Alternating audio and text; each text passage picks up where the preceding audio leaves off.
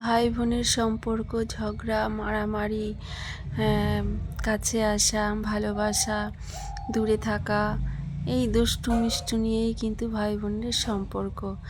যাই হোক, hello everyone, তোমরা সবাই কেমন আছো? আশা করছি বেশ ভালো আছো। যাই হোক, আজকে রাখি পূর্ণিমা উপলক্ষে আমার ছেলে মেয়ে কিন্তু এই যে দেখতেই পারছো দুজনে বসে গেছে।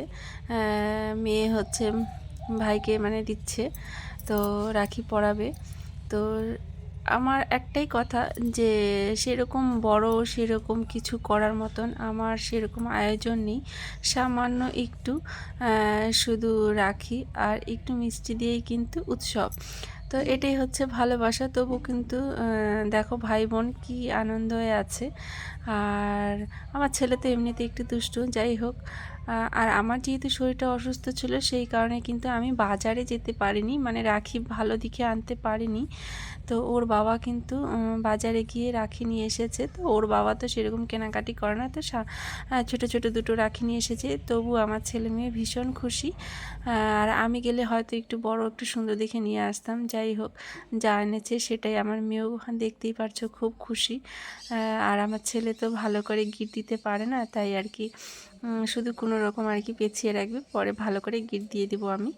তো যাই হোক, কিন্তু দুজনের যে ভালোবাসা, ভাই বোনের ভালোবাসার বন্ধনে আবদ্ধ, এটাই হচ্ছে সবচেয়ে বড় কথা। তো প্রত্যেকটা ভাই বোনের একটা শুভ কামনা করি, যেন এরকমভাবে বছর বছর রাখি পড়াতে পারে। আর ভালোবাসা যেন সারা জীবন কঠোর হয়ে থাকে। তো যাই হোক, এখন সন্দেশ খাওয়াচ্ছে, আর আমার ছেলেও হচ্ছে তার দিদিকে সন্দেশ খাইয়ে দিবে, এই হচ্ছে খাচ্ছে। কিন্তু গিফটটা হচ্ছে আনা হয়নি, গিফটটা পরে দেবো আমি। গিফটটা হচ্ছে আমি পরে বাজারে গিয়ে কিনে দেবো আর কি। আমি অসুস্থতার জন্য কিন্তু কিনে আনতে